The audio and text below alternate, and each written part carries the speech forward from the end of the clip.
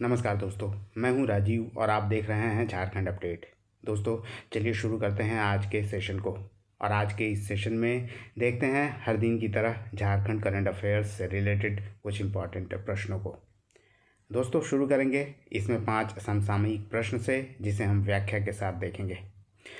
और इसके बाद 5 वन लाइनर्स करंट जो झारखंड से रिलेटेड हैं। और अंत में दोस्तों मैं पूछूंगा आपसे एक अभ्यास प्रश्न, जिसका जवाब आप कमेंट में दे सकते हैं।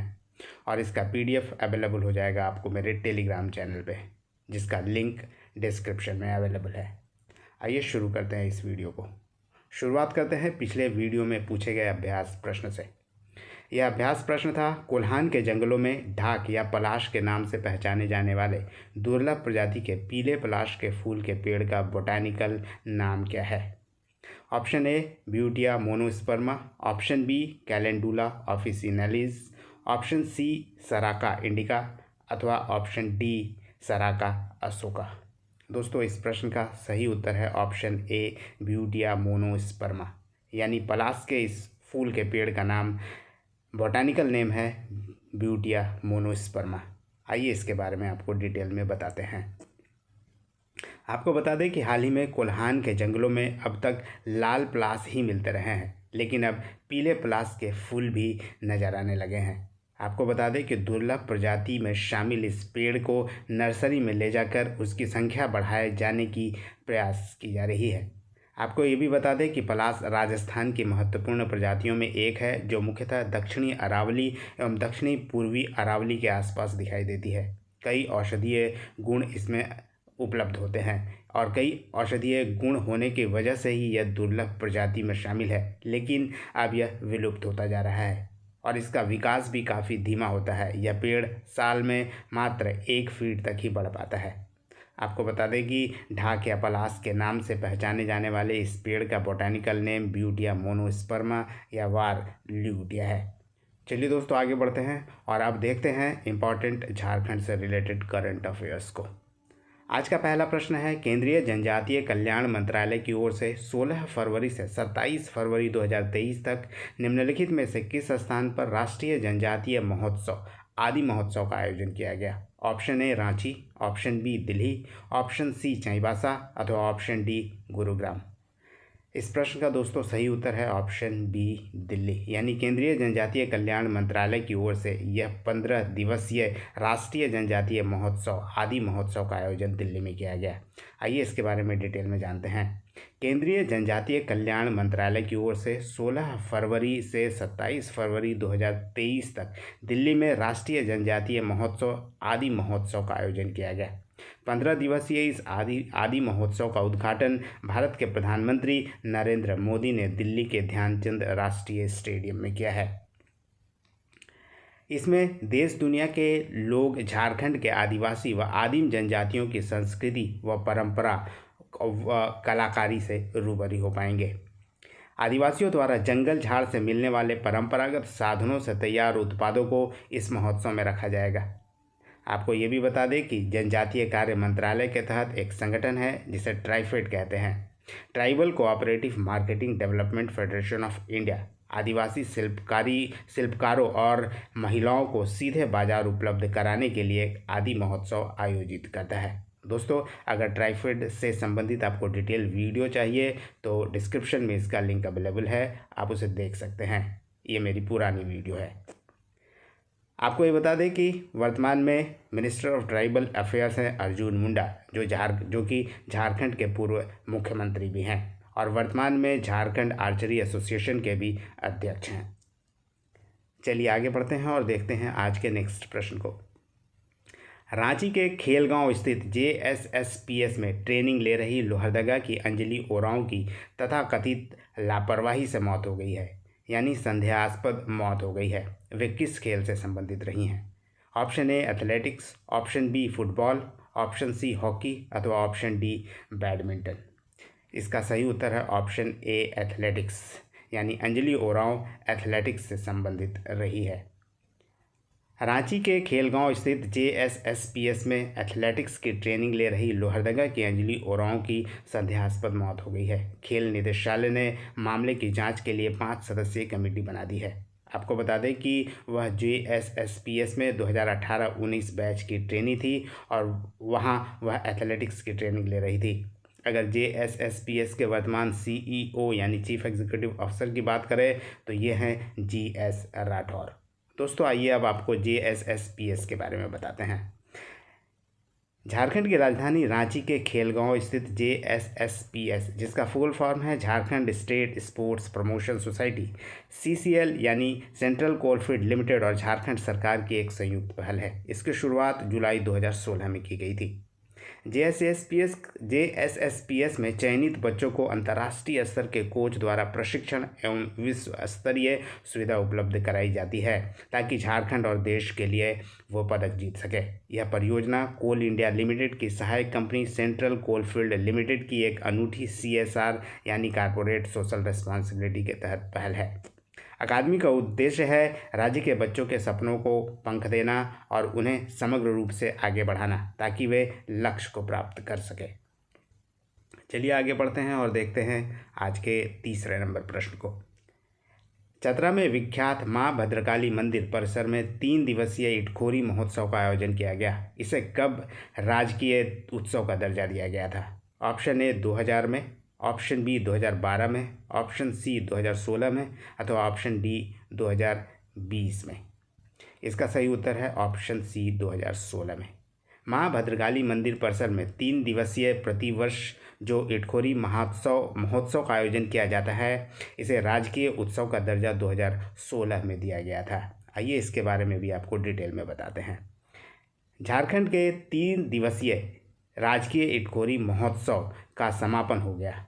चतरा में विख्यात मां भद्रकाली मंदिर परिसर में इस राजकीय इटखोरी महोत्सव का आयोजन किया गया था। इसका आयोजन 20 से 22 फरवरी 2023 तक यानी 3 दिन के लिए किया गया।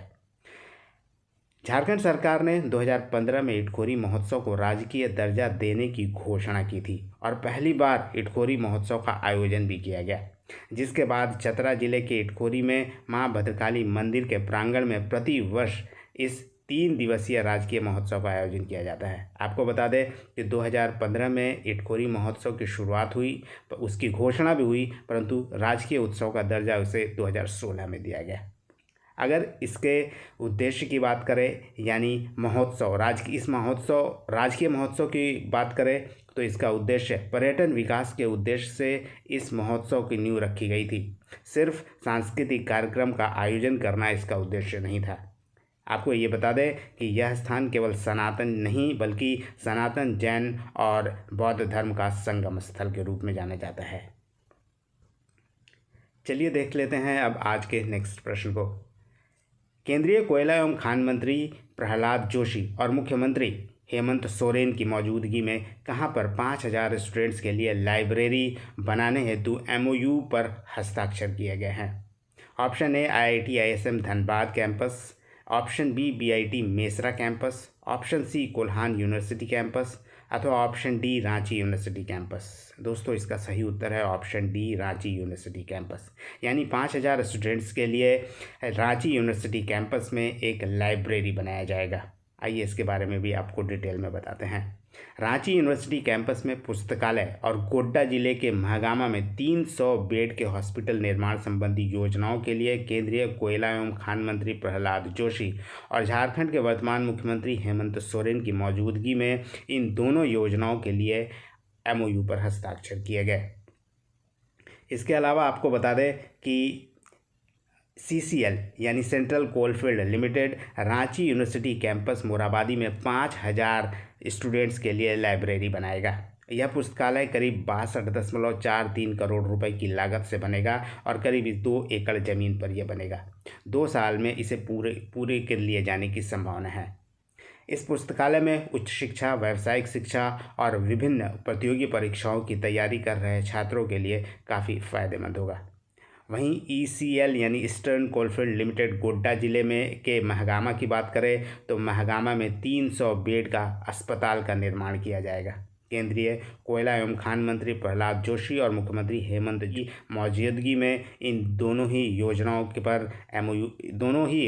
के लिए MOU पर हस्ताक्षर किए गए हैं। चलिए अब देख लेते हैं आज के अगले प्रश्न को। इंडियन चैम्बर ऑफ कॉमर्स द्वारा 5वां माइनिंग कॉन्फ्रेंस यानी 5th माइनिंग कॉन्क्लेव का आयोजन कहाँ किया गया? Option A Ranchi, option B Dhanbad, option C Bokaro अथवा ऑप्शन डी हजारीबाग। दोस्तों इसका उत्तर है ऑप्शन ए रांची, यानी 5th माइनिंग कॉन्क्लेव का आयोजन रांची में किया गया था। नवीनतम तकनीक का खनन उद्योग पर प्रभाव यानी impact of the latest technology on the mining industry विषय के तहत रांची स्थित होटल रेडिसन ब्लू में इंडियन चैम्बर ऑफ कॉमर्स द्वारा 5वां माइनिंग कॉन्क्लेव का आयोजन किया गया। इस कॉन्क्लेव में झारखंड राज्य के प्रमुख खनन कंपनियों से आए कई विशेषज्ञों ने भाग लिया और अपनी राय रखी। झारखंड राज्य के खनन सचिव यानी माइनिंग सेक्रेटरी अबू बकर सिद्दीकी ने बतौर मुख्य अतिथि कार्यक्रम को संबोधित किया है। दोस्तों आइए अब आगे बढ़ते हैं और देखते हैं इम्पॉर्टेंट वन लाइनर्स प्रश्न को जो झारखंड से रिलेटेड है। पहला प्रश्न है, ICAR लैब भोपाल द्वारा बोकारो के फार्म से भेजे गए मुर्गियों के सैंपल में किस बीमारी की पुष्टि हुई है, यानी किस वायरस की पुष्टि हुई है? उत्तर है H5N1, जिसे एवियन इन्फ्लुएंजा या नॉर्मली उसे हम लोग बर्ड फ्लू कहते हैं। दूसरा प्रश्न है, झारखंड के किस पद्मश्री प्राप्त व्यक्ति ने हजारीबाग स्थित अपने आवास को संस्कृति म्यूजियम के रूप में तब्दील कर दिया है? उत्तर है पद्मश्री बुलू इमाम। इस म्यूजियम में हजारों साल पुराने वस्तुएं भी देखने को मिलती है। तीसरा प्रश्न है, जनजातीय गौरव दिवस कब मनाया जाता है? उत्तर है 15 नवंबर, यानी 15 नवंबर बिरसा मुंडा के जन्म दिवस के दिन ही देश में जनजातीय गौरव दिवस के रूप में मनाया जाता है। 2023-24 के केंद्रीय बजट में झारखंड में कितने नर्सिंग कॉलेज की स्थापना का प्रावधान किया गया है? उत्तर है 3। आपको बता दें कि देश में कुल 157 नर्सिंग कॉलेज खोलने का प्रावधान 2023-24 के केंद्रीय बजट में किया गया है। इसमें झारखंड में 3 नर्सिंग कॉलेज खोले जाएंगे, दुमका, पलामू और हजारीबाग में। नेक्स्ट प्रश्न है, JMM ने अपना कौन सा स्थापना दिवस धनबाद के गोल्फ ग्राउंड में 4 फरवरी 2023 को मनाया है? उत्तर है 51वां, यानी झारखंड मुक्ति मोर्चा ने अपना 51वां यानी 51st स्थापना दिवस को मनाया है 4 फरवरी को। JMM की स्थापना 4 फरवरी 1973 को की गई थी। आइए दोस्तों आगे बढ़ते हैं और अब देखते हैं आज के अभ्यास प्रश्न को।